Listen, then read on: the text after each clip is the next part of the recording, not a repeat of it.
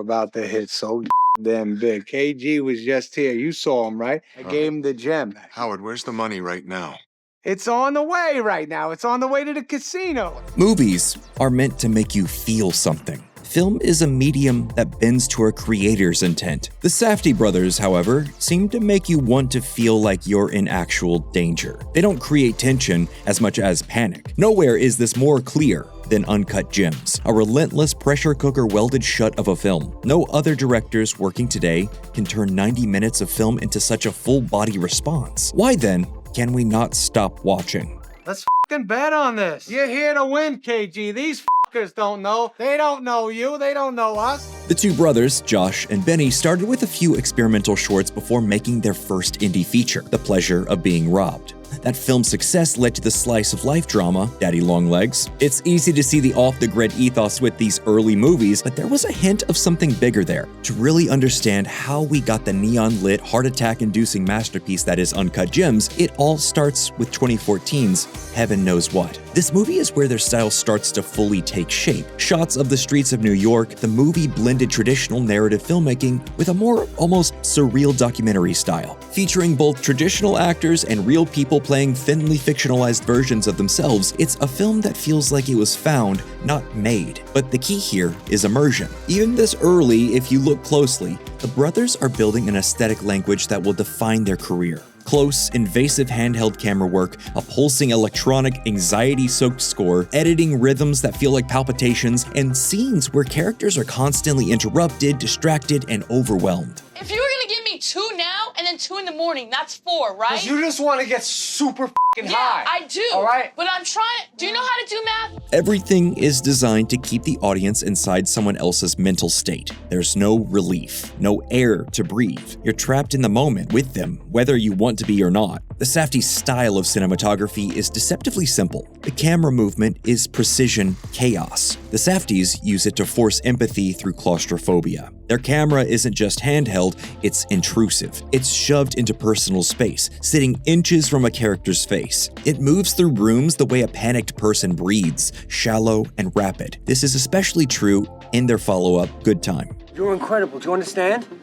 Yeah. No, I'm serious. You think I could have done that without you standing next to me being strong? No. You feeling this? Every shot in that movie feels like it's physically chasing Connie Nikas through Queens. The camera darts and surges with him. The viewer almost becomes their own character, one desperate to keep up with the film. Because these characters, throughout the Safdies' entire filmography, are always on the run. Hurry up. Lace them up, look for any. Yes, please! And then in Uncut Gems, the camera becomes even more aggressive. Howard Ratner is constantly juggling threats, ideas, deals, lies, debts, and delusions. The camera mirrors that by never settling, never resting. It's always pushing, circling, shaking, reframing, and desperately trying to follow multiple conversations at once. It's visual multitasking, and it makes the audience feel trapped inside Howard's spiraling brain chemistry. Where most directors use camera movement to highlight story beats, the Safdies use it to simulate fight or flight. Once that parasympathetic nervous system has kicked off, they use editing to make sure the audience can't catch their breath. The editing from the Safdies is fast because every frame contains so much, almost too much information. On Monday, you get it back. Kevin, I hate letting you down like Just know everything. Say yes to I something. want to, Kevin. I fucking love you. Uncut Gems doesn't cut rapidly because it wants to look cool. It cuts so quickly because Howard is making 5 decisions at once. The movie edits the way an anxious person thinks. Thoughts about thoughts that were themselves about thoughts. A Russian nesting doll of quick-fire analysis and problem solving. All for problems that might not have existed were it not for the doll. Howard, No!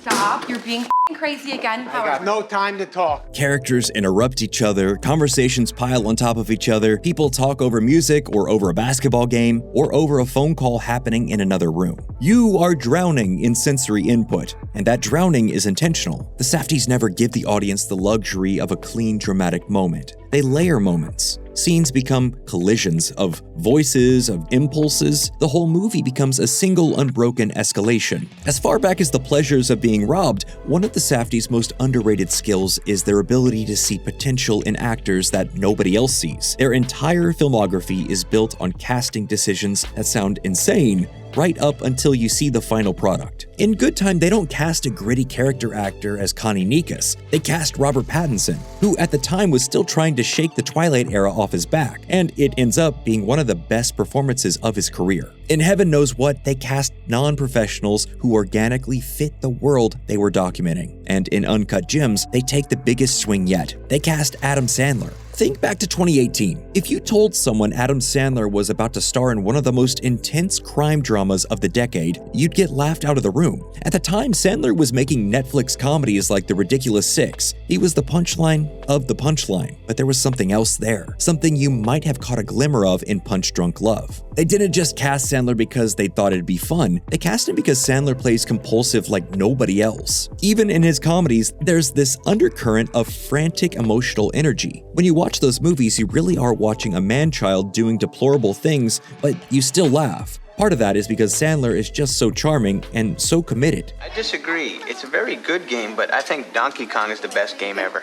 Donkey Kong sucks. You know something? You suck. Howard Ratner is a character who cannot stop himself. He's addicted to the rush of the gamble. He's constantly buzzing, constantly talking, constantly searching for the next high, and Adam Sandler, more than any other actor, could play a guy who is simultaneously pathetic, infuriating, charismatic, hilarious, tragic, and magnetic. Casting against type didn't just work, it made the movie. The brothers just know how to write character. Their characters don't arc, they spiral. Connie in Good Time doesn't learn anything. He gets worse. He goes deeper into delusion and survival mode. Howard Ratner doesn't change either. He can't. His obsession with the gamble is a personality black hole. The more the movie punishes him, the more convinced he becomes that his next move is the one that'll fix everything. This doesn't just make for good drama, it makes for a suffocating movie as the audience holds their breath waiting for the universe to finally collapse on these people, which makes the brothers' plots beautifully simple. A desperate man needs to do something with very little time, and there are massive consequences if he fails. He will make one poor decision after the next until he becomes a snake eating its own tail, recovering from the poor decisions. That's it.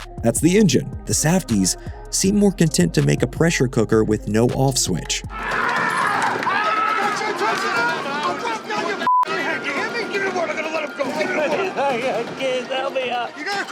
Every Safdie movie ends the same way, abruptly and with emotional whiplash. Some audiences will always be divided on these endings, but that's the point. The Safdies aren't making movies to comfort anyone. There are lots of directors who can create suspense, but nobody creates anxiety like the Safdies. Suspense is about what might happen, anxiety is about what is happening right now and the sense that you're powerless to stop it. That's the Safdie experience. A Safdie film is not a passive experience. It's an active one, a movie where engagement is not optional. As the brothers move forward and start working independently, it's impossible to forget that for a while as a duo, the two almost invented a genre. They haven't just mastered the art of a stress movie, they've perfected how to shoot a 90-minute panic attack. This is me.